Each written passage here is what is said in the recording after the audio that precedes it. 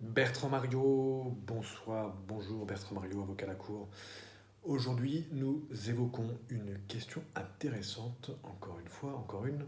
Quelles sont les conséquences liées au défaut d'accomplissement de certaines formalités pour une ASBL? Comme vous le savez, il existe plusieurs obligations et formalités de publication pour une ASBL, pour une association sans but lucratif. Tout d'abord, les statuts doivent comporter certaines mentions spécifiques. Ces mentions spécifiques et obligatoires, en application de l'article 2 de la loi du 21 avril 1928 sur les associations et les fondations sans but lucratif, telles que modifiées, c'est après donc la loi de 1928. Voilà, ces applications, ces mentions obligatoires figurent dans cet article 2. Que dit cet article 2 ? Non, on va peut-être pas répéter tous les articles, on les répétera un petit peu à la fin pour aller plus loin. Voilà. Ensuite, après ces mentions obligatoires, les statuts de l'ASBL, de l'association sans but lucratif, doivent aussi être publiés au recueil des sociétés et associations.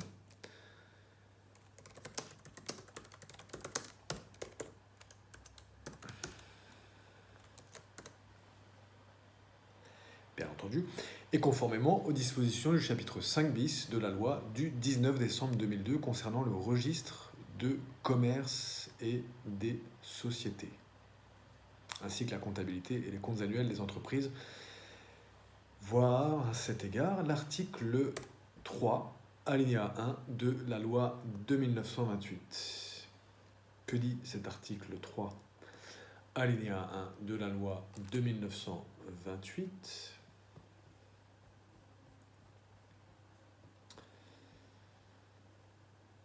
La personnalité civile est acquise à l'association à compter du jour où ses statuts sont publiés au recueil électronique des sociétés et associations conformément aux dispositions du chapitre 5 bis du titre 1er de la loi modifiée du 19 décembre 2002 concernant le registre de commerce et des sociétés ainsi que la comptabilité et les comptes annuels des entreprises. Donc article 3, donc alinéa 1.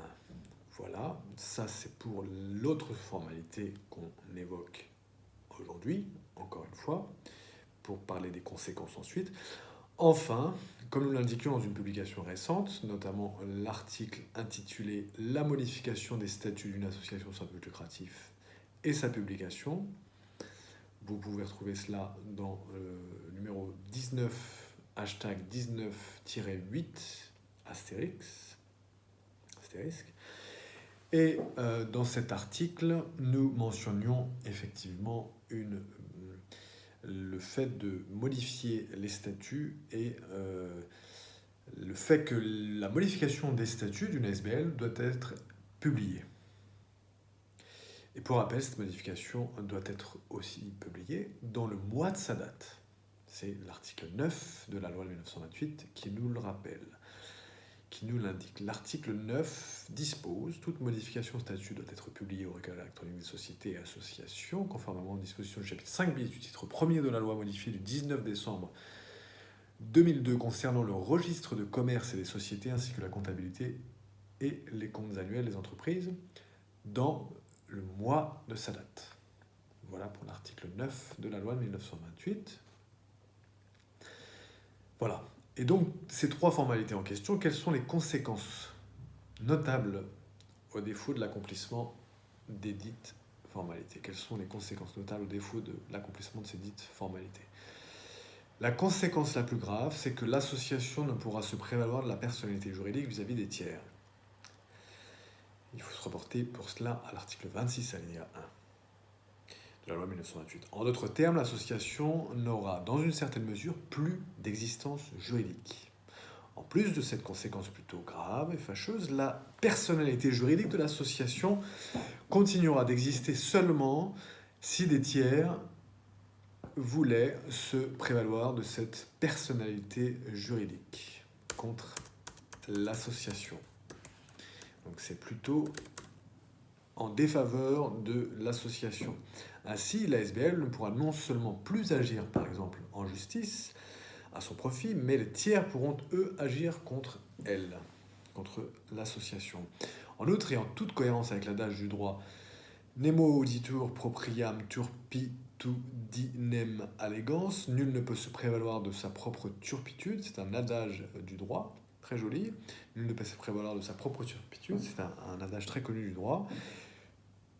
En toute cohérence avec cet adage, que si les formalités de publication prescrites par la loi ne sont pas respectées, cela aura pour effet de rendre inopposables aux tiers les faits que ces mêmes publications devaient constater, dans le cas où ces omissions auraient causé un préjudice aux dits tiers. Donc c'est plutôt, encore une fois, ça crée des soucis si on ne respecte pas ces formalités et des formalités de publication, entre autres, pour la SBL. Contrairement à ce qu'on croirait, la SBL est loin d'être dénuée de contrôle quelque part. Et il faut se prémunir contre ces conséquences fâcheuses en accomplissant ces formalités de publication notamment. Voilà. En l'espèce, en cas de préjudice causé au tiers, ces formalités de publication que nous évoquons ici vont plus loin encore que la publication des statuts, que la simple publication des statuts en vue de l'immatriculation au registre de commerce et des sociétés, qui reste tout de même essentiel. Il s'agit ici aussi de l'obligation de publication de la liste par ordre alphabétique des noms, prénoms et nationalités des membres de l'association qui doivent bien entendu être publiés au registre de commerce et des sociétés. Comme nous l'indiquons dans notre article intitulé « Les coordonnées des membres d'une association sans but lucratif doivent-elles être déposées au registre de commerce et des sociétés ?» Cela faisait l'objet d'un article précédent, hashtag 20-9 astérisque. Et cela dans le mois de la publication, donc, effectivement, comme nous le rappelions tout à l'heure aussi. Cette liste en question doit aussi être mise à jour chaque année avec les modifications qui se sont produites à cet égard, et cela toujours par ordre alphabétique.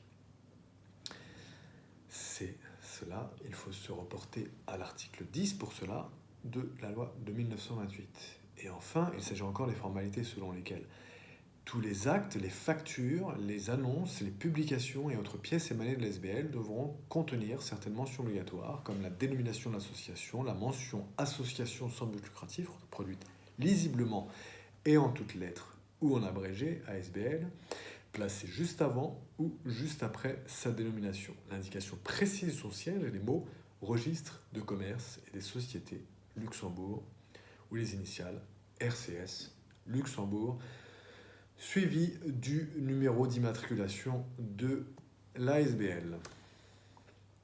Il est intéressant de se reporter ici à l'article 11 de la loi de 1928 et à notre article précédent intitulé « Que doivent contenir les actes, factures, annonces, publications et toute autre pièce émanant d'une association sans but lucratif ». C'était notre article hashtag 21-10. Voilà, Bertrand Mariot, avocat à la Cour. Pour aller plus loin, il est intéressant d'aller se reporter aux articles 2. L'article 2, en l'occurrence, les articles 2, 3, 9, 10, 11 et 26, alinéas 1 et 2 de la loi du 21 avril 1928. L'article 2, ce sont les mentions obligatoires qu'on ne va pas remettre, qu'on ne va pas réévoquer de nouveau ce soir. L'article 3, dont il s'agit du fait que l'ASBL obtiendra sa personnalité juridique au moment de la publication de ses statuts notamment. Ensuite, c'était en substance ce que dit l'article 3. Ensuite, l'article 9, qui est intéressant, auquel il faut de manière intéressante de se reporter en l'espèce aujourd'hui s'agissant de notre publication. Que dit cet article 9 ? cet article 9 indiquait les mentions en termes de publication, mention obligatoire, enfin le fait qu'une modification au statut doit être publiée au recueil, et cela dans le mois de sa date.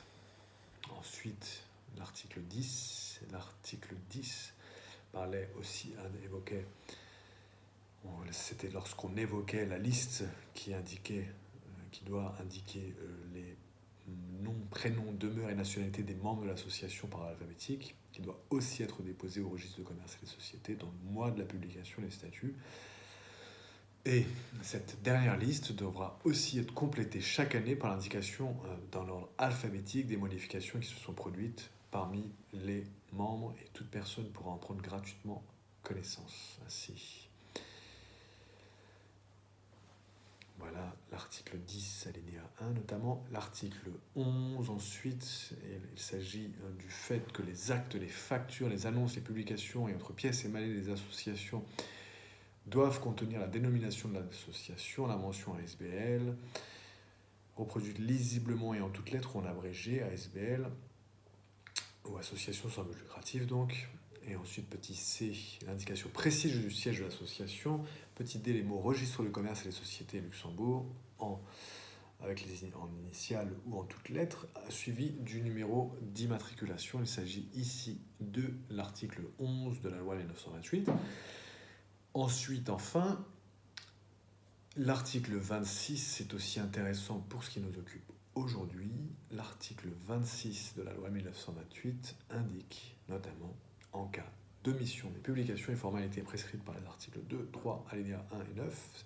Article 2, c'est une mention obligatoire. Article 3, c'est la publication en cas de modification des statuts, notamment. L'article 9, nous l'avions aussi évoqué. Non, c'est l'article 9 qui parle des modifications des statuts, pardon. Et de la publication au registre. L'article 3 faisait état de l'octroi de la personnalité juridique à l'association au moment de son immatriculation, si je ne m'abuse. Oui, c'est bien cela. Donc l'article, et ensuite donc, nous sommes toujours dans l'article 26, qui fait référence aux formalités de l'article 9 ensuite. L'article 9, effectivement, indique le fait que les modifications des statuts doivent être mentionnées, publiées au registre dans le mois de sa date. Voici pour cet article 26. Donc l'association ne pourra pas se prévaloir de la personnalité juridique à l'égard des tiers, lesquels auront néanmoins la faculté d'en faire état contre elle. Donc c'est une obligation plutôt importante. Et l'omission des publications et formalités prescrites par les articles 3, alinéa 2, 10 et 11 aura pour effet de rendre inopposable au tiers les faits qu'elle devait constater si l'omission leur a causé préjudice. Voilà pour notre article 26, c'est les dispositions donc de l'article 26 de la loi 1928. Bertrand Mariot, avocat à la Cour. Vous pouvez nous retrouver sur notre chaîne YouTube, la chaîne YouTube de cabinet Bertrand Mariot, avocat avec un S. Si vous vous abonnez, ça nous rendra service et ça permettra notamment que quand on atteindra 100 abonnés, on pourra changer l'URL notamment. Et vous pouvez aussi écouter cet article, cette publication sur notre podcast, le podcast du droit et de l'impact, hashtag 42. À très bientôt, Bertrand Mariot, avocat à la Cour.